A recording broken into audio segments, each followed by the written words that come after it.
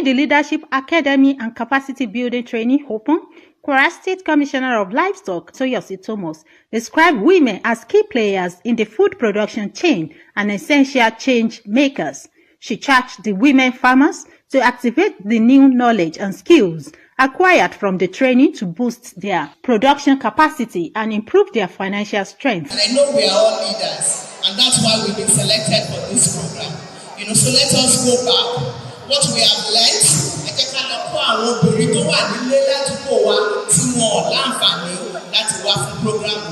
the essence is really to begin to prepare them for the opportunities that will come up from all the different to be a continuous process. There's nothing as powerful as coaching and mentoring. In his remarks at the capacity building training, the Secretary to the State Government, Professor Mama Jubril, represented by Mrs. Lawa Blikis, reaffirms the commitment of the state government at providing necessary inputs to strengthen farmers' capacity. The Kwara State Special Agro-Industrial Processing Zone SAPZ project, which is designed to revolutionize our agro-industrial landscape by creating an enabling environment for processing, adding value to life, job creation, and increased productivity, basically the livestock and dairy value chains.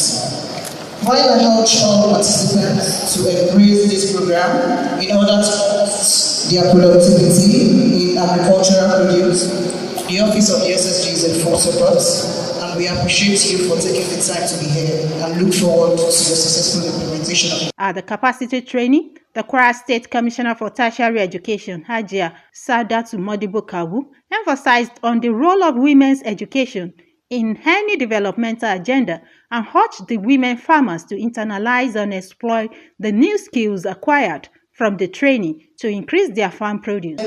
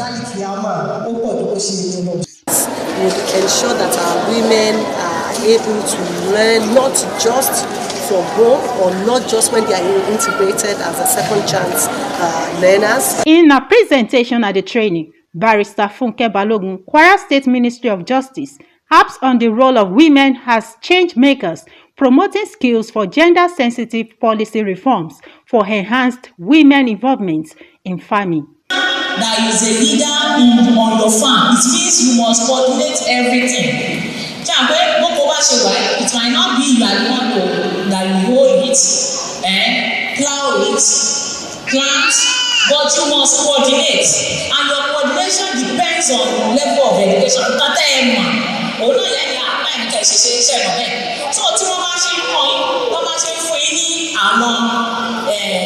guidelines gbọ́dọ̀ máa tẹ̀lé kódà tí kò yí bá ṣẹ̀yìn lẹ́sìn tó ṣe pé àwọn ọmọ náà lẹ́fọ̀ọ́ ní kíní yìí wọ́n ní ká mọ àgbàdo yìí wọ́n ní ká mọ mẹ́wàá eléyìí wọ́n ní ká mọ méjì soya beans so gbọ́dọ̀ máa tẹ̀lé àwọn ìlànà tó bá fún. But now we can go out, we can even engage in farming, and that is what Islamic banking in conjunction with Kwara State government is now giving us as a women. Advocates olùsìnjẹyọ ẹ má ní àjàgbára It has to be dialogue, understanding, compromising. Now, on her part, Haja Limota Labaika, who focused her presentation on women's role in community development, emphasized confidence as vital attributes for personal and collective development. No farmer, they get big agbe. That's the big. Tell that one, and tell that one, anything that leadership training and needed. It is very, very important. They boost confidence and resilience. Help women develop their self-belief and ability to navigate challenges. So,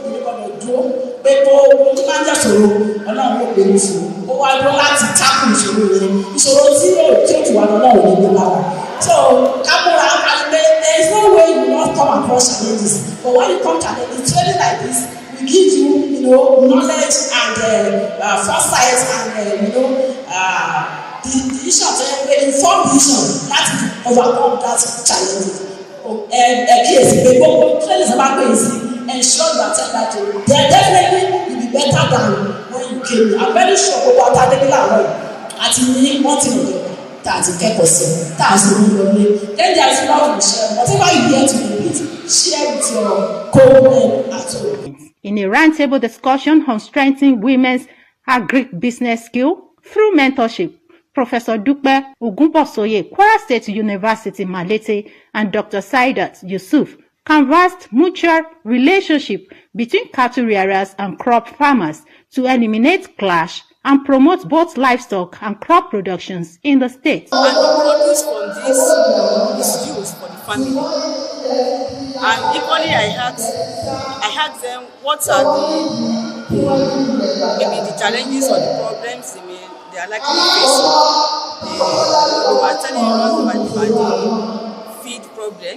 But that will be the problem of the husband or the male children at home. But their own is to collect the milk and processing it for sale, either as raw milk or nunu or wara.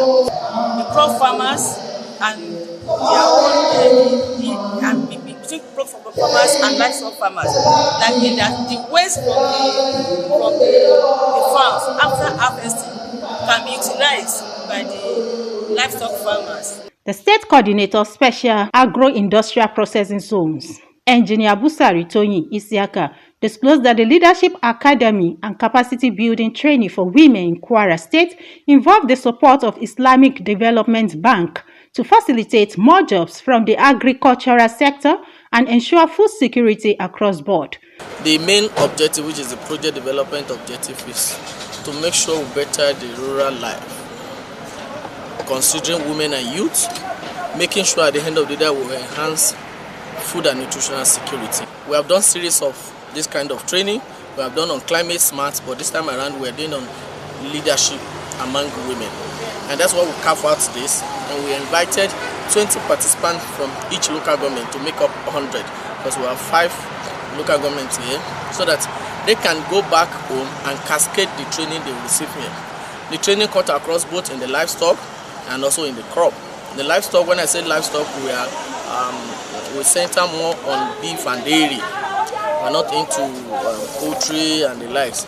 Then for the crop aspect, we're also supporting the crop farmers, because it is believed that once the farmers are fed very well, the animals are fed very well, they will be able to give us the maximum milk that we need per day, per liters, per cow, and also in terms of for beef. Some of the participants at the training applauded the state government for the initiative.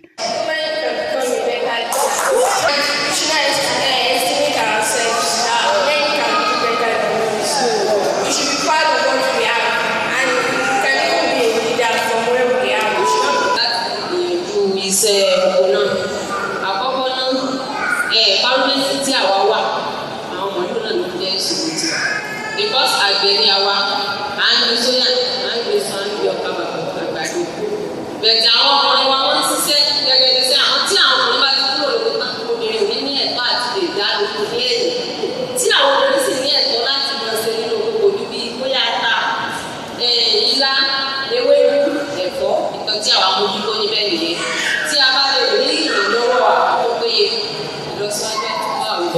want to thank our government. Àwa Yorùbá ní mọ̀lú à ń lọ kó fún àwọn Fúlàní nǹkan tí àwa Yorùbá náà lè ṣe ni.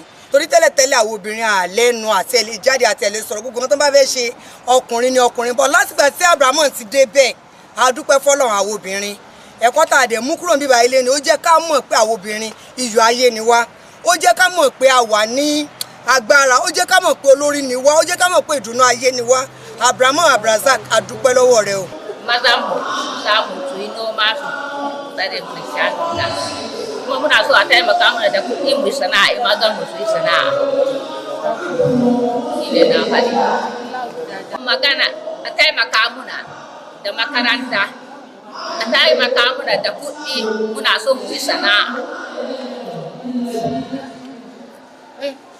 a taimaka muna da kuɗi muna so mu yi sana'a a taimaka muna kuma kiwon shanu mu samu nono mu sha mu sai suwa mu yi maza mu su yi noma haka shine muna so da makaranta da yaran mu su karatu.